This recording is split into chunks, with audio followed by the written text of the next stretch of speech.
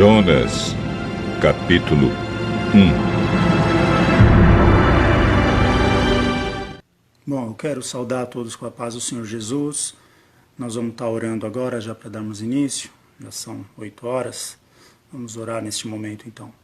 Senhor, nosso Deus, nosso Pai, em nome de Jesus, somos gratos a Ti, Senhor, por mais esta rica oportunidade que o Senhor nos concede de estarmos reunidos, Senhor, na Tua presença. Ainda, Senhor, que fisicamente distantes um dos outros, mas em espírito, Senhor, nós estamos ligados, porque somos igreja, independente do lugar que possamos estar, Senhor. Peço a Ti, Senhor, a Tua graça, a Tua misericórdia sobre as nossas vidas. Continua nos ajudando, continua nos fortalecendo, nos dirigindo para a glória do Teu nome. Intercedemos neste momento também pela nossa nação, Senhor, e pelas demais nações que estão sofrendo, Senhor, por causa do problema que estamos atravessando aí por conta desse vírus, Senhor. Pedimos a Ti, Senhor, a Tua graça, a Tua misericórdia, que o Teu sangue, Senhor Jesus, esteja nos umbrais das portas das nossas casas, para que sejamos guardados, para que sejamos livres de todo mal, Senhor. Ajuda também, Senhor, as pessoas que estão trabalhando, Senhor, nesse momento, as pessoas envolvidas aí na área da saúde, as pessoas que estão na linha de frente contra esta batalha, Senhor. Capacita cada um, dá graça, protege para a glória do Teu nome. Guarda também o Teu povo, a Tua igreja, livra, Senhor, de todo mal. Ajuda-nos também para que possamos transmitir a Tua palavra, nos capacita, nos dá graça pelo Teu Espírito, para que o Teu nome seja glorificado. Assim nós oramos e já Te agradecemos no nome santo de Jesus. Amém.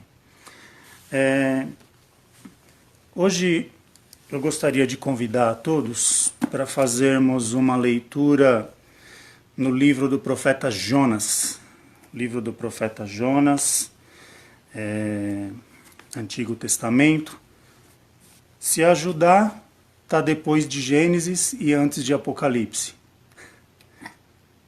Vamos ver se muda um pouquinho agora, então. Depois de Obadias e antes de Miqueias. Ajudou ou complicou ainda mais? Mas eu espero um pouquinho vocês encontrarem. Eu sei que Jonas, às vezes, é um pouco difícil encontrar, não é verdade? Mas vão caminhando aí lá para o final do Antigo Testamento, que daqui a pouquinho vocês encontram.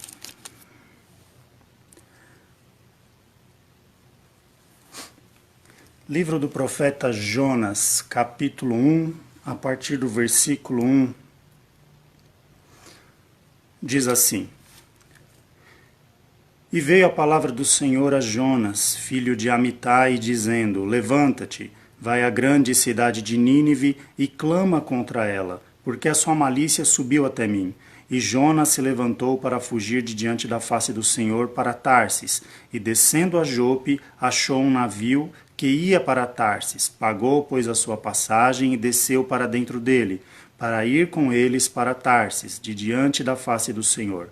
Mas o Senhor mandou ao mar um grande vento, e fez-se no mar uma grande tempestade, e o navio estava para quebrar-se. Então temeram os marinheiros e clamava cada um ao seu Deus, e lançavam no mar as fazendas que estavam no navio para o aliviarem do seu peso. Jonas, porém, desceu aos lugares do porão e se deitou e dormia um profundo sono. E o mestre do navio chegou-se a ele e disse-lhe: Que tens, dormente? Levanta-te e invoca o teu Deus.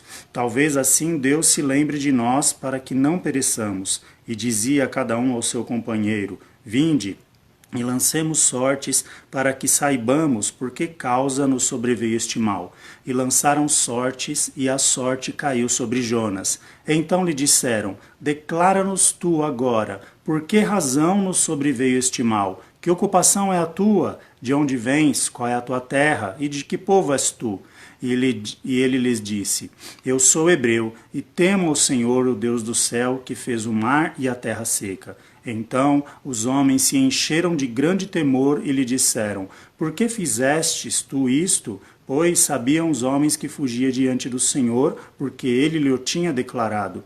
E disseram-lhe: Que te faremos nós para que o mar se acalme? Porque o mar se elevava e engrossava cada vez mais. E ele lhes disse: Levantai-me e lançai-me ao mar, e o mar se aquietará, porque eu sei que por minha causa vos sobreveio esta grande tempestade. Entretanto, os homens remavam, esforçando-se por alcançar a terra, mas não podiam, porquanto o mar se ia embravecendo cada vez mais contra eles. Então clamaram ao Senhor e disseram: Ah, Senhor, nós te rogamos, não perecemos nós por causa da vida deste homem, e não ponha sobre nós o sangue inocente, porque tu, Senhor, fizeste como te aprouve. E levantaram Jonas e o lançaram ao mar, e cessou o mar da sua fúria. Amém?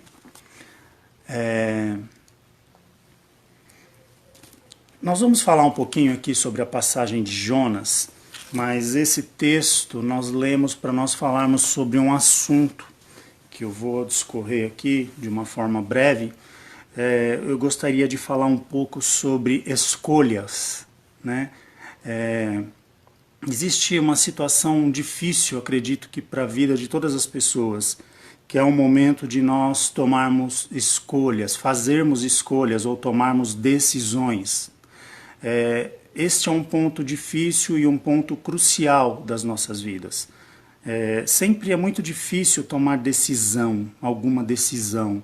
E quando ainda é uma situação repentina, quando nós somos surpreendidos por alguma circunstância, eu acredito que esta situação ainda ela fica mais difícil. E nós sabemos que o homem, ele não é bom em tomar decisões. As decisões do homem, num contexto geral, sempre foram decisões que tiveram um final problemático, não é? Se a gente começar a analisar desde o começo, lá no Gênesis 3, quando Eva ali, incitada pela serpente, ela escolhe em comer o fruto ao qual Deus havia ordenado para que não fosse comido, Eva faz uma escolha errada, ela toma uma decisão errada, e isso trouxe uma grande consequência a toda a humanidade. No Gênesis capítulo 6, nós vemos também que ali alguns homens escolheram, né, em coabitar, em tomar para si mulheres que não eram tementes a Deus, homens da linhagem de Sete, uma linhagem piedosa, no Gênesis 6 fala sobre isso, escolheram tomar como esposas mulheres descendentes de Caim, mulheres que não temiam ao Senhor, e isso também foi um grande mal e trouxe uma consequência ruim para a humanidade, porque aquela linhagem piedosa que vinha através de Sete começou a se desviar da sua boa conduta, influenciada pelas más esposas, vamos dizer assim. E outra passagem, nós vemos também quando Ló saía ali, né, peregrinava no deserto com Abraão, seu tio, e ali chega um certo ponto que a Bíblia nos narra que o gado de Abraão e o gado de Ló era muito, e os pastores de Ló e os pastores de Abraão começaram a contender entre si, a se desentenderem, a brigarem, e a ponto que Abraão chama Ló e diz: olha, você é meu sobrinho, não convém que haja contenda entre nós. Então, você enriqueceu muito, eu também enriqueci muito, e chegou um momento de nós nos separarmos, porque não dá mais para caminharmos juntos. E Abraão ele diz para Ló: escolhe um lado para você ir. Se você for para a direita, eu vou para a esquerda. Se você for para a esquerda, eu vou para a direita. Cada um indo para um lado para que não haja mais contenda entre nós, entre os nossos povos. Aí o que Ló faz? Ló ele observa ali a um lado as campinas do Jordão. Então o que ele imagina? Um lugar irrigado pelo Rio Jordão, um lugar ali de terra fértil, um lugar ali que ele sabia que o fruto da terra ali crescia, que havia água para ali alimentar o seu gado, para ele viver com a sua família. E Ló ele faz uma escolha, ele escolhe ir em direção às campinas do Jordão. Só que ele não enxerga que atrás das campinas do Jordão estava Sodoma e Gomorra. E nós conhecemos a história, né? Pouco tempo depois, Ló precisou sair de lá fugido, sair de lá rapidamente, porque a escolha dele havia sido infeliz, porque Sodoma e Gomorra seria destruída por Deus. Então, eu estou citando essas passagens para exemplificar que as escolhas do homem por si só, elas não são boas. Geralmente, os homens erram em suas escolhas. eles escolhem mal, eles tomam decisões ruins por si próprios, não é? Mas também existem alguns homens, ou existiram alguns homens, que tiveram decisões acertadas, né, biblicamente falando. A gente pode citar alguns casos, né, para a gente voltar lá para o livro de Jonas. A gente vê aqui uma passagem em Josué, capítulo 24, versículo 14 ao 17, onde Josué ele para ali diante de todo o povo e ele toma uma decisão, fala, olha, se vocês quiserem servir a deuses estranhos, tudo bem, mas eu e a minha casa serviremos ao Senhor. Então, quer dizer, Josué ele toma uma decisão ali, onde ele puxa o restante do povo de Israel para si, para o seu lado, por conta da decisão acertada que ele tomou em servir ao Senhor. Tá? Uma outra passagem também que nós vemos um acerto, uma decisão acertada, foi a decisão de Daniel. Quando Daniel é levado cativo à Babilônia ali com os demais jovens e ali na cadeia, o rei manda que servissem aos jovens os manjares da mesa do rei. E a Bíblia diz que Daniel assenta no seu coração em não se contaminar com os manjares do rei. Então Daniel ali, ele conversa com o carcereiro e fala, olha, nós preferimos comer legumes do que comer as comidas, as iguarias, uma comida boa, né, que vinha da mesa do rei. Mas era uma comida pagã, uma comida consagrada a ídolos. E Daniel, apesar de ele ter perdido tudo, não é? Daniel, quando foi deportado para a Babilônia, ele perdeu sua família, ele perdeu seu povo, a sua terra natal, perdeu o seu idioma, perdeu até o próprio nome, perdeu a sua identidade, porque na Babilônia ele foi dado um novo nome, um novo idioma. Então tudo aquilo que um homem poderia ter perdido na vida, Daniel tinha perdido. Menos uma coisa, a sua fé no Senhor, a sua convicção ao Deus que ele servia. Então Daniel ele assenta no coração a não se contaminar com os manjares do rei. E Deus o honra por causa disso. Daniel ele se tornou um dos maiores homens da Babilônia, depois um dos maiores homens do Império Medo-Persa, até ali viver fartos de dia, e Deus sempre honrando a Daniel. Então, por que nós estamos falando tudo isso? Porque escolhas são difíceis, decisões são difíceis muitas vezes de serem tomadas. E o texto que nós lemos lá no livro de Jonas fala sobre a história de um homem, de um profeta chamado Jonas, que recebeu uma tarefa, uma missão da parte de Deus. Jonas ele tinha que ir até Nínive, que era a capital da Síria, não é? E ele tinha que pregar contra ela uma sentença de Deus.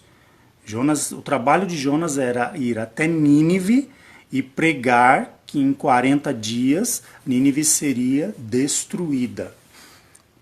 E Jonas toma uma decisão diante de um mandado, de um chamado, de uma ordem de Deus. Ele resolve fugir da presença de Deus. Tanto que Jonas ele vai até Jope, né, até um porto, e ele pega um navio que iria para Tarsis. Tarsis ficava ali próximo à região da Espanha. A Síria era o extremo norte de Israel. Então, quer dizer, é como se Deus mandasse ele ir para a direita e ele foi para a esquerda. Ele foi para o lado totalmente oposto de onde Deus o havia mandado. E o fato é que quando Jonas ele foge da presença do Senhor, ele entra nesse navio, ele pega ali o seu dinheiro, eu não sei, talvez o dinheiro que ele tinha guardado, eu não sei se ele tinha mais ou menos, ou como foi. Ele pega aquele dinheiro e compra uma passagem e resolve ir para Tarsis. E um fato curioso, o capitão do navio, ele escolhe também, veja até onde vão as escolhas, ele escolhe permitir que Jonas embarque no navio sem saber exatamente quem era Jonas. O capitão do navio ele tem uma escolha imprudente. Por quê? Porque o navio era o seu ganha-pão. O navio talvez fosse fruto do trabalho de sua vida toda. Talvez, quem sabe, aquele capitão ainda estivesse pagando aquele navio talvez nem ainda estivesse todo pago, não sabemos, né? Eu estou aqui conjecturando, mas o fato é que ele escolhe, ele permite, ele toma uma decisão em deixar Jonas embarcar no navio. E agora, se a gente abrir um parênteses nessa questão, muitas vezes nós temos que considerar quem é que anda ao nosso lado. Porque às vezes as nossas escolhas em pessoas que colocamos até ao nosso lado, seja numa amizade, seja numa sociedade, seja amigos que colocamos para frequentar às vezes a nossa própria casa, se isso está na direção de Deus. Por quê? Porque como esse capitão foi imprudente. Por que eu digo que ele foi imprudente? Porque como Jonas estava fugindo da face de Deus, ele estava ali pegando aquele navio para se esconder, para se distanciar da ordem de Deus, no meio do percurso ali que eles estavam caminhando para Tarsis, né, navegando para Tarsis, veio uma tempestade tão grande que estava comprometendo o navio todo. A ponto que os marinheiros, os homens que estavam ali naquela embarcação, começaram a cada um a clamar ali ao seu Deus, e eles lançaram sortes, né? Jonas dormia no porão do navio, aí foram lá, acordaram Jonas, o que você está fazendo aí dormindo? O navio está quase afundando e você está aí dormindo? Acorda, clama a Deus também, ajuda a gente e tal. E quando eles lançam sortes para saber de onde provinha aquele mal, a sorte caiu sobre Jonas. E aí Jonas, ele declara o que é que ele estava fazendo. Aí o capitão do navio, ó, no versículo 8, deixa eu dar uma conferida aqui. Isso, versículo 8, ó. Aí ele se preocupa em fazer as perguntas que ele deveria ter feito para Jonas embarcar. Ele pergunta: declara-nos tu agora, por que razão nos sobreveio este mal? Que ocupação é a tua? De onde vens? Qual é a sua terra? De que povo és tu? Ou seja, ele estava dizendo, Jonas, quem é você? De onde você vem? Qual é o teu povo? Quem é o teu Deus? Por que você está aqui? Quer dizer, se o capitão fosse prudente, não era para ele ter feito essas perguntas quando Jonas ia ainda embarcar no navio? Então, muitas vezes, pessoas embarcam, entre aspas, ao nosso lado e nós procuramos não saber quem são essas pessoas. E isso pode nos trazer severas consequências. Por quê? Porque algo que está fora da direção de Deus, com certeza, nos traz problemas. Quantas sociedades que são mal feitas ou depois desfeitas porque Deus não estava no negócio. Até mesmo casamentos. Quantos casamentos fora da direção de Deus? Quantas pessoas que tomam decisões, aceitam trabalho fora da direção de Deus? E tudo isso depois gera uma consequência. Porque são escolhas mal feitas. O homem, por si só, como eu já falei, ele é ruim em fazer escolhas. A história da humanidade revela isso. As escolhas do homem não são boas quando as decisões partem dele mesmo. Agora, quando as decisões são tomadas em Deus, quando as decisões são dirigidas por Deus, a história é diferente. Então nós vemos aqui o capitão, por ele ter essa negligência ao deixar Jonas embarcar, ele compromete o seu navio e toda a sua tripulação. Escolhendo se esconder de Deus, ele traz consequência para si próprio. Por quê? Porque quando esses homens descobriram que Jonas fugia da face de Deus, Jonas não teve mais o que esconder. Ele falou, olha gente, a única solução agora é vocês me jogarem na água, é vocês me lançarem no mar, porque aí vocês vão ficar livres desse mal, vocês vão ficar livres dessa tempestade, vocês vão ficar livres desse problema, então vocês me lancem fora do navio. Quer dizer, Jonas ele precisou pagar um alto preço, porque ele fugiu da face do Senhor, ele estava indo numa direção oposta, ele colocou toda uma embarcação em risco, ele colocou uma tripulação em risco, ele foi jogado ao mar, pela misericórdia de Deus, ali a Bíblia cita que um peixe, ele engole a Jonas, o leva até a praia de volta de onde ele partiu, e de lá ele tem que caminhar até Nínive. Ou seja, ele não conseguiu fugir da face do Senhor. Ele chegou a Nínive e cumpriu a sua tarefa, não é? E aí depois nós conhecemos a história, Deus ali, o povo de Nínive ouve a pregação de Jonas, eles se arrependem e Deus ali concede uma nova chance àquele povo. Deus ele muda a sentença por conta da pregação de Jonas ali em Nínive. Então, o que eu quero dizer com tudo isso? As escolhas para nós, as nossas escolhas, elas são um tanto quanto difíceis. Então, para nós errarmos menos, nós precisamos fazer escolhas, tomar decisões pautadas em Deus. Ter um conhecimento da palavra de Deus, termos um conhecimento daquilo que Deus nos orienta para as nossas vidas, para que a gente possa tomar decisões acertadas, não é? No livro de Deuteronômio, capítulo 28, eu vou ler aqui alguns versículos, para nós vermos que Deus ele sempre está interessado nas nossas escolhas e Ele procura sempre nos orientar. Talvez alguém pense assim, mas como que eu vou tomar uma decisão em Deus? Como é que eu vou saber aquilo que Deus deseja para a minha vida? É fácil. É você conhecer a palavra de Deus, é você confiar que Deus ele fala com você através da Bíblia, através da sua palavra.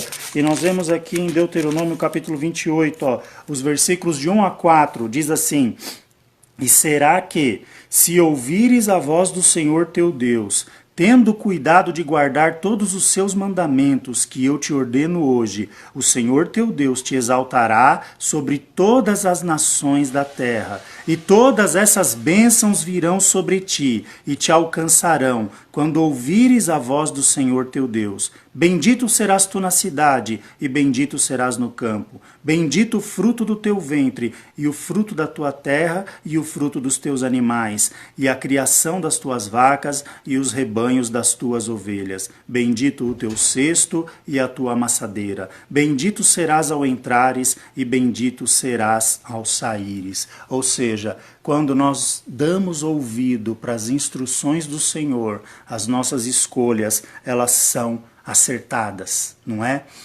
Tanto que quando o povo estava ali, né, Deus ele chama o povo, ele coloca o povo de Israel entre dois montes, o Monte Erizim e o Monte Ebal. E Deus lá no Monte Erizim, que é o Monte da Bênção, Deus ali ele diz, olha, se fores por este caminho, se guardares os meus estatutos, os meus mandamentos, eu serei contigo, vocês serão o meu povo, eu serei o teu Deus. E Deus faz ali grandes promessas para aquele povo.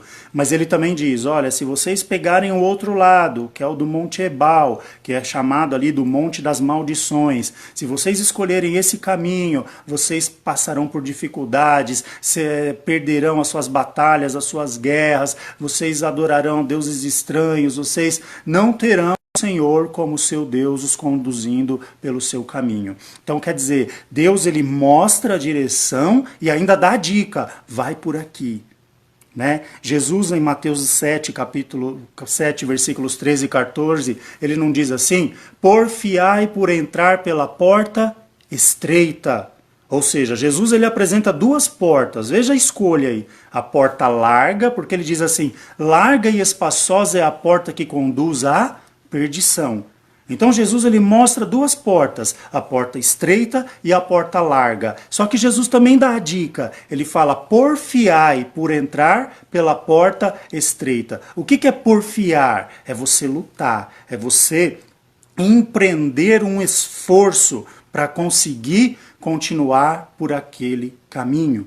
Então veja, com tudo isso, como as nossas decisões muitas vezes nos levam a situações equivocadas, a situações que nós criamos problemas para nós mesmos. Tudo porque escolhemos mal, tudo porque tomamos decisões erradas, pautadas na nossa vontade, pautada naquilo que nós achamos que é certo.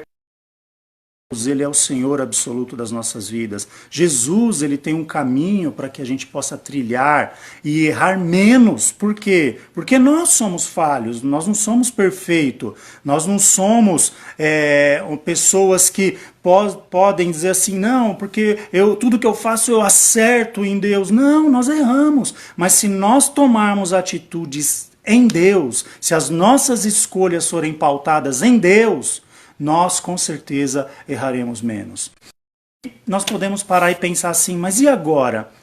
Eu queria ter Deus influenciando diretamente nas minhas escolhas. Como que isso funciona? Como é que isso pode ser possível na minha vida? É muito simples. A Bíblia diz que o Senhor Jesus, não é? Ele é o nosso Senhor e Salvador. Tem um versículo que diz assim: entrega o teu caminho ao Senhor, confia nele e ele tudo fará. Então, o princípio das tuas escolhas acertadas é você ter Jesus como seu Senhor e como seu Salvador. Se nós perguntássemos assim para as pessoas, escuta, você quer Jesus como seu Salvador? Eu acredito que 99% das pessoas diriam que sim. Independente de religião, independente de credo. Não, eu quero Jesus como meu Salvador, tal. Agora, se nós fizermos a mesma pergunta, mas só que no lugar de Salvador nós colocarmos a palavra Senhor, você quer Jesus como seu Senhor, como Senhor da sua vida? Aí eu não sei se as respostas seriam tão unânimes assim. Por quê? Porque como Salvador, todo mundo quer Jesus, mas como Senhor, o que é ter Jesus como Senhor? É aquele que toma conta de nós, é aquele que dirige as nossas vidas. Nós precisamos lembrar que pelo sacrifício de Jesus na cruz do Calvário, nós fomos redimidos, nós fomos comprados. Isso significa que agora nós temos um dono. E nós, nesta posição, em termos um dono, significa que as nossas decisões, elas já não são mais somente nossas. Porque se nós temos um dono, o nosso dono ele compartilha as nossas decisões. As nossas decisões nascem dentro da vontade do nosso Senhor. Então, se você quiser ter decisões acertadas em Jesus, e se você ainda não tem um compromisso com Jesus, é o momento, é agora, é a hora de você tomar a sua melhor decisão, de você escolher a Jesus como seu Senhor e seu Salvador, de você confessar com a sua boca que você deseja, Senhor Jesus, que o Senhor a partir de agora seja o meu Senhor e o meu Salvador, porque eu quero que as minhas escolhas sejam pautadas em Ti. E muitas pessoas estão com a vida totalmente em caos. Por quê? Por decisões erradas, seja decisões em relacionamento, decisões na área financeira, na área de trabalho, enfim.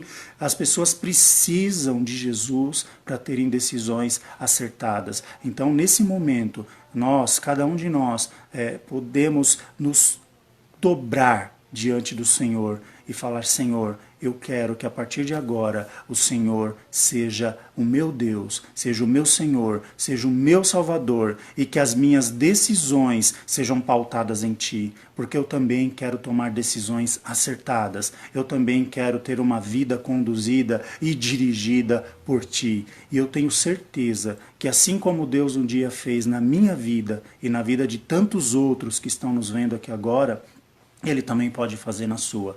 Então, é a primeira decisão sábia que você pode tomar nesse momento.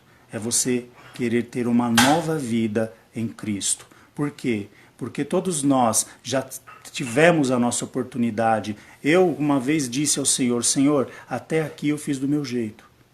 No momento da minha conversão, eu orei a Deus e falei: Senhor, até aqui eu fiz do meu jeito. E não deu certo.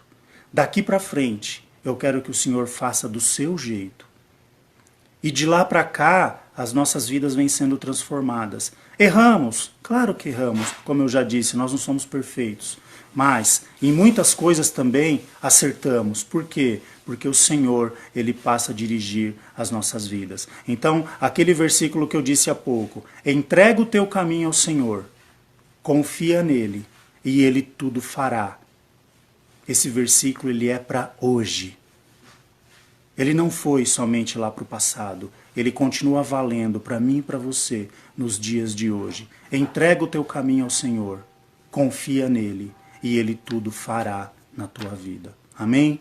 Que Deus nos abençoe. Agradeço a todos os irmãos que estão aí nos assistindo. Que Deus abençoe a cada um nesse momento difícil que nós estamos vivendo, mas vamos confiar no Senhor. Vamos crer que Deus é aquele que está no controle de tudo. Uma palavra do Senhor muda todo o cenário, muda toda a situação. Então nós vamos confiar no Senhor, vamos continuar orando uns pelos outros, vamos continuar intercedendo uns pelos outros. Eu quero ver os irmãos bem, com saúde, que Deus os guarde, que Deus os proteja e que logo nós vamos cantar o hino da vitória, porque fiel é aquele que nos prometeu. Amém? Deus abençoe a todos, fiquem na paz do Senhor Jesus. Amém.